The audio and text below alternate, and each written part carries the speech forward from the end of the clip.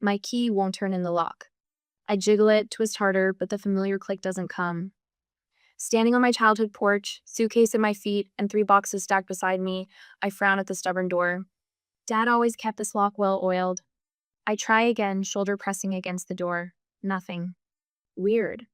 Mom knew I was coming home today. After 6 years away, college, grad school, internship, I'm finally back to claim my inheritance, to live in the house Dad left me when he died. The house where Mom and Greg and my stepbrother Josh had been living, keeping it up for me while I was gone. The door suddenly swings inward. Greg stands there, his 6-foot frame blocking the entrance. He's wearing a faded Patriots t-shirt and jeans, casual for a Wednesday afternoon. His eyes widen, genuine surprise flickering across his face before he masks it. "Rachel, we weren't expecting you until next week." His voice is pitched too high, smile too tight. "I told Mom I'd be here today. We spoke last week." I keep my tone light, but something cold settles in my stomach. Right. Memory's not what it used to be." He steps back, reluctantly allowing me space to enter. "Come in." I step into a house I don't recognize. The entryway that once held Dad's antique hall tree now features a sleek console table I've never seen before. The warm gold walls are now stark white, Dad's collection of nautical prints gone. In their place hang modern abstract canvases in shades of gray and black. My suitcase slips from my fingers, thudding against the hardwood. "You've redecorated." The words feel inadequate in my mouth. Greg runs a hand through his thinning hair. "Deborah wanted to freshen things up a bit. You know how she is." "I don't, actually. My mother never cared about interior design when Dad was alive." "Where's Mom?" I ask, still frozen in the entryway. "Shopping. Should be back soon." Greg glances at my luggage. "You know, Rachel, you might want to look at apartments soon. The rental market here is pretty competitive these days." I stare at him. "Apartments?" "Sure. Young professional like yourself, you'll want your own space." He gestures vaguely. "Independence and all that." The implication hits me like ice water. He doesn't expect me to stay. In my own house. Before I can respond, the front door opens. Mom bustles in with grocery bags, her blonde hair shorter than I remember, more highlighted. She stops when she sees me, eyes darting nervously between me and Greg. "Rachel, you're here already." She sets the bags down and gives me a quick hug that feels hollow. "We were just talking about you this morning, weren't we, Greg?" Greg nods, not meeting my eyes. "I was saying how Rachel might want to look at apartments." Mom's smile falters. "Well, no rush on that. You can stay in the guest room for now." The guest room. Not my room. "Where are my things?" I ask. "From my bedroom?" Mom's gaze shifts away. "We boxed up some things in the attic. Josh needed more space as he got older, so we gave him your room. It made sense, since you were away at college." Something inside me cracks. "And Dad's study?" The nervous glance between them tells me everything before Mom speaks. "That's Josh's bedroom now. He's 15, he needed his privacy." "Your father's been gone 6 years, Rachel." 6 years. I was 18, standing next to his casket, when the lawyer handed me the deed to this house. Dad had left it to May, his only child, his daughter. The house he'd built with his own hands. "Mom," I say carefully, "could I see Dad study Josh's room?" Mom's hands flutter nervously. "It's completely different now. Nothing like you remember." I still want to see it. I walk through the transformed living room, past the kitchen with its new granite countertops, and down the hallway. The door to Dad's study stands closed. I take a breath and push it open. Basketball posters cover the walls. A twin bed with rumpled navy bedding sits where Dad's desk once stood. A gaming setup occupies the corner that held his bookshelves. The bay window where he used to read remains, but heavy blinds now block the garden view he loved. Nothing remains of him. Not a single trace. I stand motionless, absorbing the erasure of my father from his own home. The home he left to me. I remember his funeral, the weight of the house deed in my hand, the responsibility it represented. "It's just for a while," Mom had said back then. "Just until you finish college. We'll keep up the house for you." I trusted her. Trusted them. Over the years, I'd noticed small changes during holiday visits. Family photos disappearing. Dad's books vanishing from shelves. Greg subtly asserting ownership and comments about our house and our renovations. But I dismissed my unease, focusing on studies, on building my future. I turn and find Mom watching me from the doorway, her hands twisting together. "Rachel, we should talk." Yes, I say, my voice steadier than I feel. We should. In the kitchen, Mom sits across from me, eyes avoiding mine. Greg has conveniently disappeared. What's going on, I ask. Why does Greg think I should get an apartment instead of living in my house? Mom flinches at my house. Greg believes, that is, we thought. She takes a shaky breath. Greg thinks the house belongs to us now. The world stops. The house Dad left to me in his will, the one I have the deed to? He says after 6 years of us living here, paying utilities, making improvements, she trails off. You knew, I whisper, the betrayal crushing my chest. You knew it was still legally mine, and you let him believe what? That you could take it from me? I didn't know what to do, she admits, tears forming. Greg was so insistent, and you were gone, building your life. It just seemed easier to lie?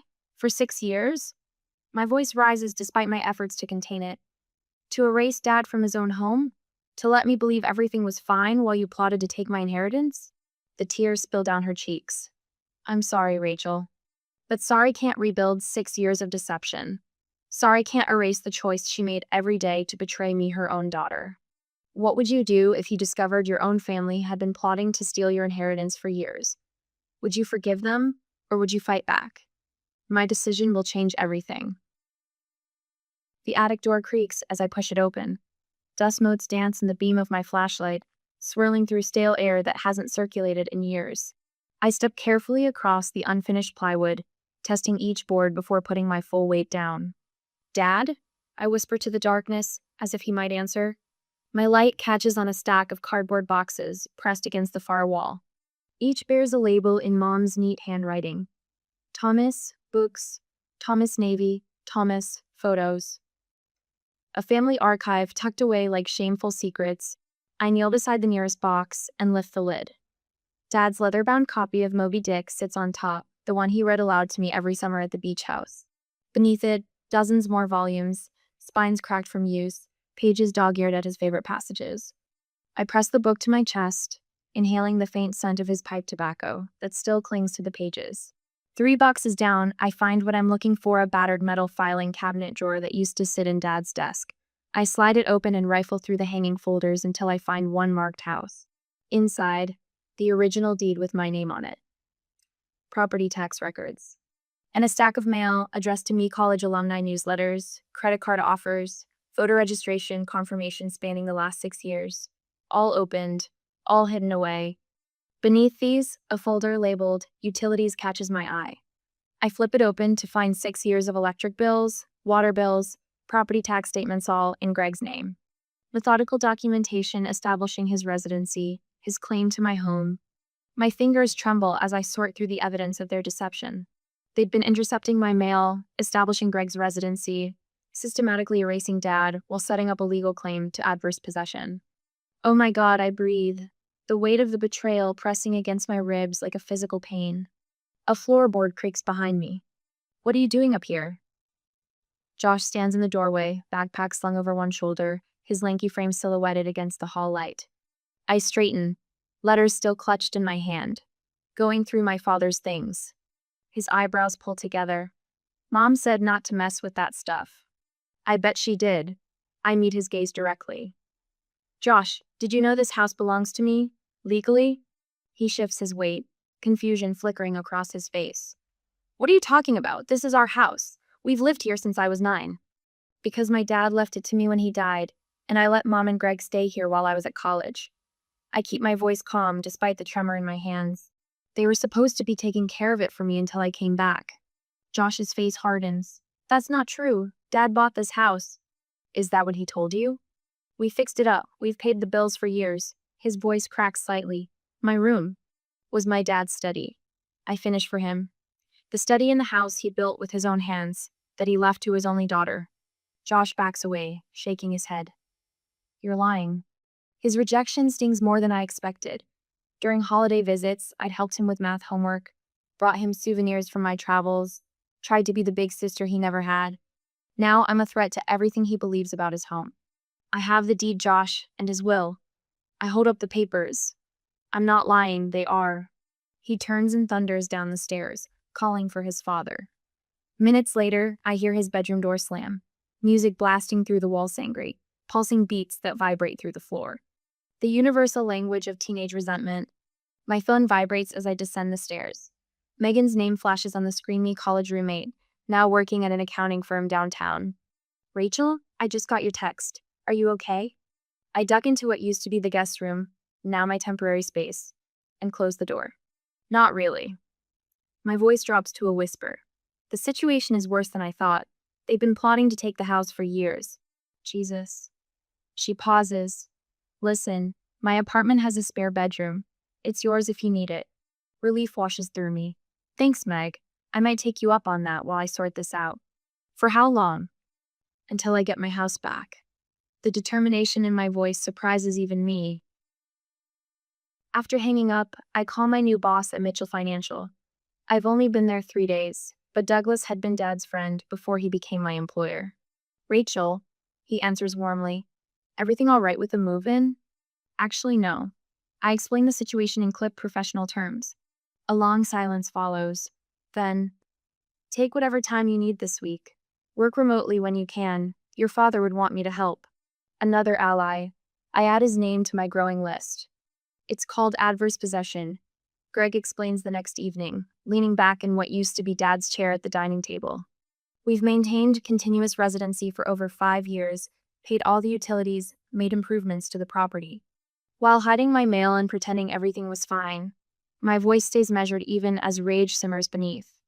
That's mail fraud, Greg. A federal offense. He waves a dismissive hand. You're being dramatic. We were just keeping things organized until you settled down. By erasing my father from his own home? By moving your son into his study? I place phone on the table, recording app running. Tell me more about how that was for my benefit. Mom reaches across the table, tears brimming in her eyes. Rachel, please, we're family. Everything we've done has been to provide stability for all of us, including you. Family doesn't do this. I slide a business card across the table. I spoke with Kenneth Bryant today. Dad's old friend from law school, remember? He says adverse possession claims require good faith belief in ownership. Your deliberate deception proves bad faith. Greg's face flushes. You went behind our backs to a lawyer? I'm protecting what's mine. I meet his gaze steadily. Kenneth also mentioned that Shannon Miller next door has been concerned for years about how quickly you removed all traces of Dad after he died. She's happy to provide a statement. The mask slips.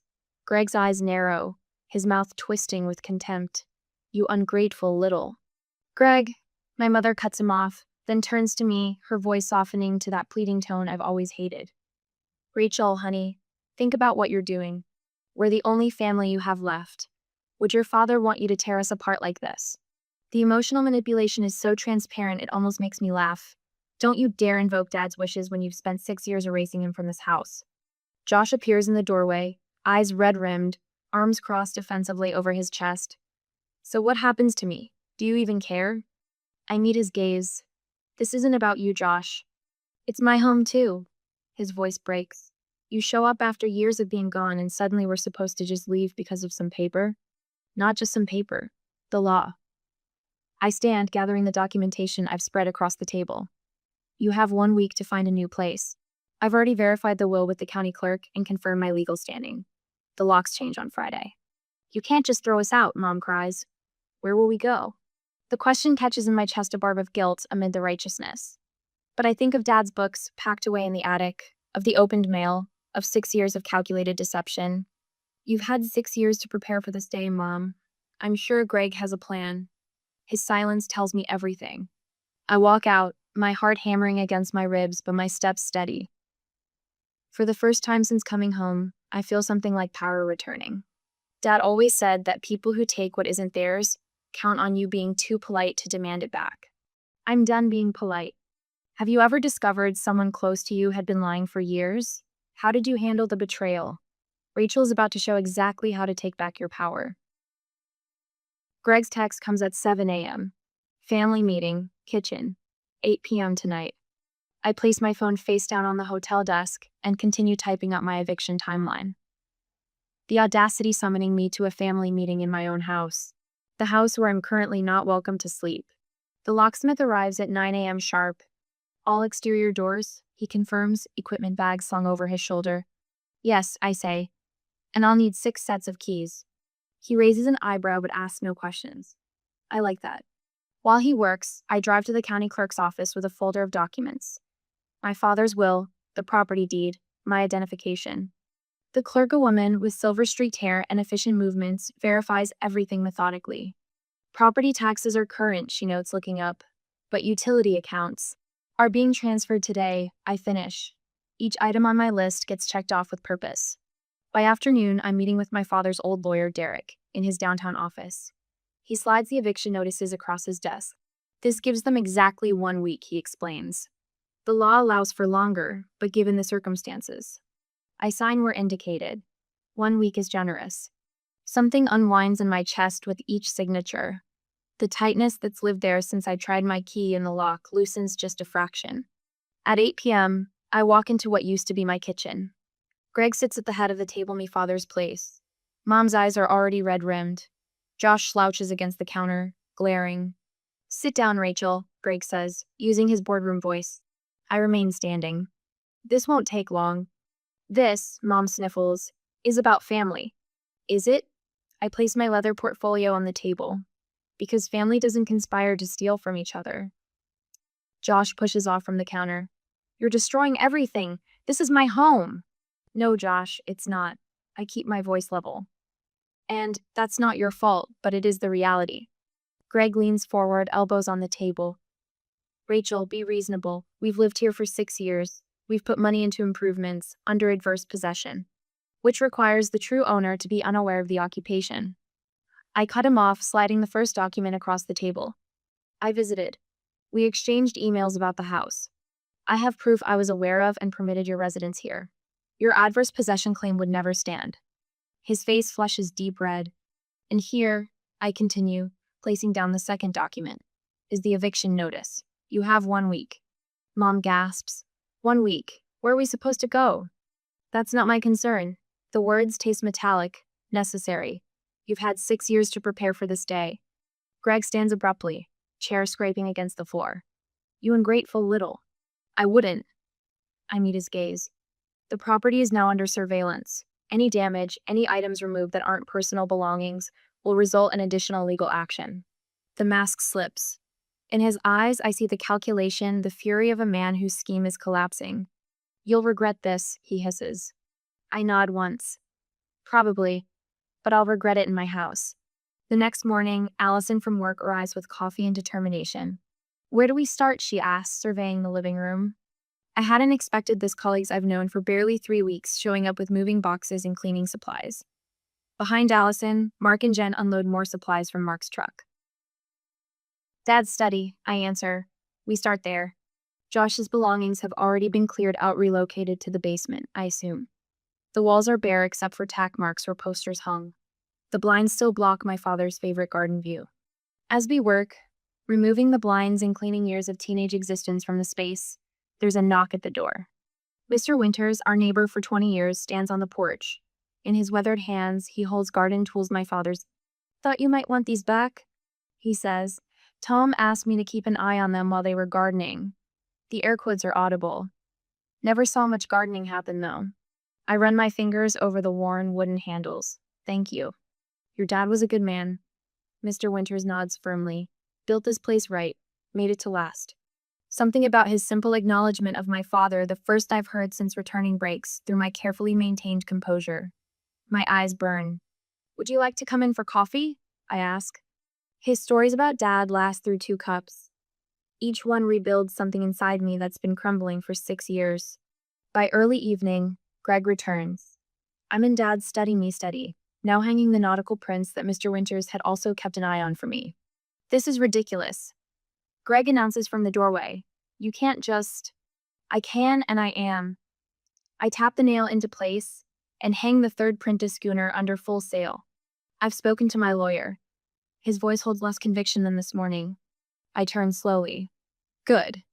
Then he'll have explained exactly how solid my position is, and how your attempted adverse possession could be viewed as fraud.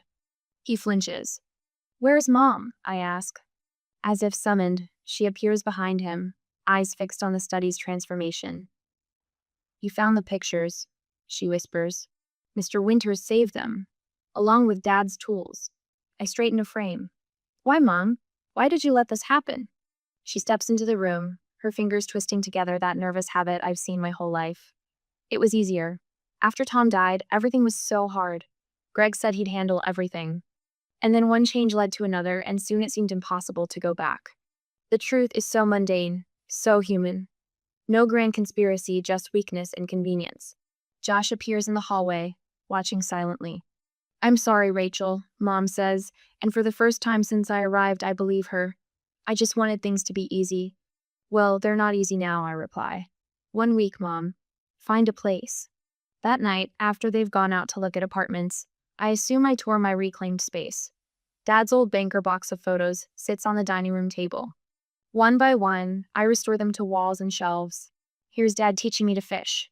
Here we are building a bookshelf together. Mom and Dad on their 15th anniversary. I place the last photo Dad in this very study, surrounded by his books in the desk. It's almost midnight when I finally collapse onto my childhood bed, still covered in guest room linens, but mine again. For the first time in 6 years, I sleep in my true home. But just as Rachel thought the battle was won, she discovered something that would make Greg's betrayal even more sinister. What hidden evidence would turn this family drama into an all-out war?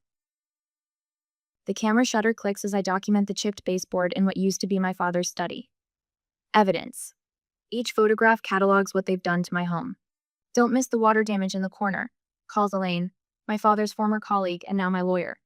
Her heels click against the hardwood as she marks items on her clipboard. "Document everything before they're out." Already got it. I adjust the camera settings for better lighting. Through the viewfinder, I capture Josh's basketball posters. The adhesive that's damaged the carefully painted walls beneath. Dad would hate seeing his craftsmanship disrespected this way. The professional cleaners arrive at exactly 8 a.m. I scheduled them deliberately early enough that Greg can't interfere, late enough that it's perfectly reasonable. The team leader, a woman with efficiently pulled back hair, hands me a detailed contract. "We'll have everything sanitized and restored within 48 hours, she says. "Just in time for your official move-in date." I sign the paperwork, another calculated move. Every decision now carries equal weight, creates a paper trail. Elaine nods approvingly. "The formal communications went out yesterday," she says, her voice low. "The property boundaries are clearly established, and any further claims will be met with immediate legal action." Good. My voice sounds stronger than I feel. A crash from the kitchen interrupts us.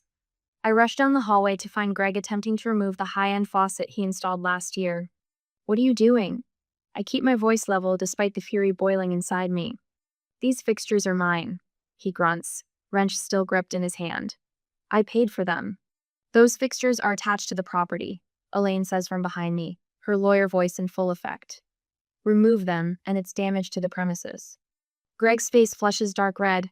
He drops the wrench with a clatter, stalking past us without a word. Later that afternoon, my phone pings with notifications. Social media alerts. Josh has posted a carefully angled selfie in his room, caption reading, "Last night in my childhood home because my greedy stepsister is kicking us out. Real family doesn't do this to each other." I should feel hurt. Instead, I screenshot it for Elaine. Another notification appears, a message from Mrs. Keller, our next-door neighbor for 15 years. "Rachel, I just had a disturbing conversation with your stepfather. He came over asking if I would sign a statement about their improvements to the house. When I asked questions, his story kept changing. Just wanted you to know I'm on your side." My phone buzzes again. A community group text from my mother. "Please keep our family in your thoughts as we navigate an unexpected housing change. Some of you have asked how you can help us during this difficult time." I set my phone down, refusing to engage. The professional cleaner catches my eye, raising an eyebrow at the sound of my continued notifications. "Family drama," I explain simply. "We see it all the time," she replies, voice neutral. "Especially in inheritance situations." By evening, 3 of my colleagues from the financial firm arrive with takeout and determination. Marisol starts unboxing my kitchen supplies, while David and Kim hang my father's nautical prints back in their rightful places. "My aunt went through something similar," says Marisol, carefully arranging glasses in the cabinet. "Her brother tried claiming their mother's house after caring for her. The courts shut that down fast. The neighbors keep stopping by," Kim adds, straightening a frame. "That older gentleman brought over what he said were your dad's garden tools, said he'd been safe keeping them. Mr. Reeves, Dad's best friend."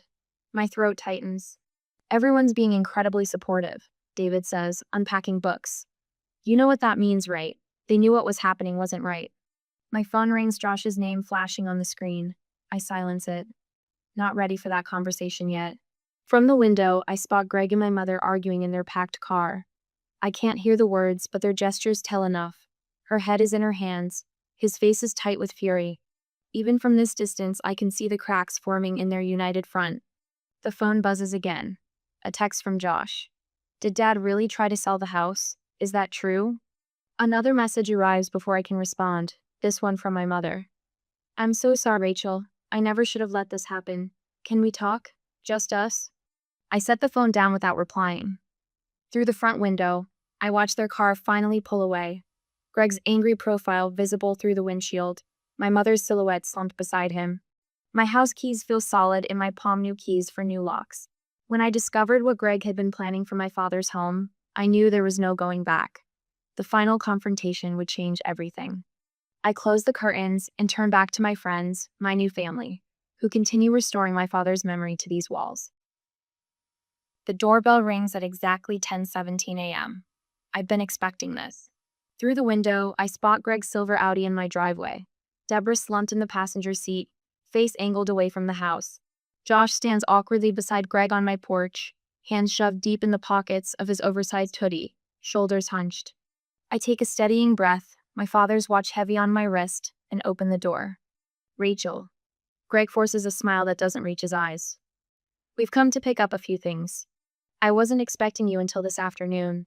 I block the doorway, one hand still on the knob. Plans changed. He gestures to the house behind me. We won't take long. There are just some items that belong to us. I noticed the rental truck parked across the street. Not just a few things then. What items specifically? My voice stays calm, controlled. I've prepared for this moment for days. Greg's smile tightens. The dining room set, for one. Deborah's grandmother's, and the antique mirror in the hallway. My father's mirror? The one he restored himself? I raise an eyebrow. And the dining set he built for his and Mom's 5th anniversary? Josh looks up sharply, confusion crossing his face. Deborah remembers it differently, Greg says, shifting his weight. I'm sure she does. I step back, allowing them entry. Come in, let's discuss this properly. They follow me to the living room, Josh trailing behind, eyes darting around the transformed space. I've spent the past week restoring my father's presents' photographs back on the walls, his books returned to shelves, his favorite chair angled toward the window as it always was. I have something to show you, I say, retrieving a folder from the side table. Greg remains standing, arms crossed. We don't need paperwork, Rachel. We just need to get our things and go. Actually, you do need to see this. I extract a document, handing it to him. This is my father's will, specifying every item of significance in this house, including the dining set and hallway mirror. Both specifically left to me.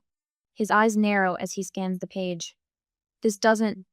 And this, I continue, extracting another document, is the appraisal of those items from when my father died. And this, another paper, is the insurance coverage specifying them as heirlooms protected under my policy. Josh steps closer, peering at the documents in Greg's hands. Dad? His voice carries an edge of uncertainty I've never heard before. Greg ignores him. This doesn't change anything. We've maintained these items for years. Maintained them while living rent, free in my home, I remind him. And there's something else you should know. I walk to the small security camera mounted in the corner of the living room. I've installed these throughout the house, including one in my father's study that recorded you last week, searching through the remaining documents in his desk. The color drains from Greg's face. I also have copies of the emails you sent to Riverdale Realty 3 months ago, I say, pulling out printed emails with his name clearly visible. The ones discussing selling this house, my house, after I agreed to the arrangement you were planning to propose. Josh's head snaps toward his father. You were going to sell the house? You said we were just moving to something smaller because... Josh, wait in the car. Greg's voice cuts like steel. Number. Josh steps away from him. You told me Rachel was being selfish, that she was trying to kick us out after we'd taken care of her house for years. That's what he needed you to believe, I tell Josh gently, just like he needed Mom to believe she was doing what was best for everyone. The front door opens, and Deborah finally appears, eyes red-rimmed, arms wrapped around herself. She looks smaller somehow, diminished. Greg, please, let's just go, she says, not meeting my eyes. We're not leaving without what's ours.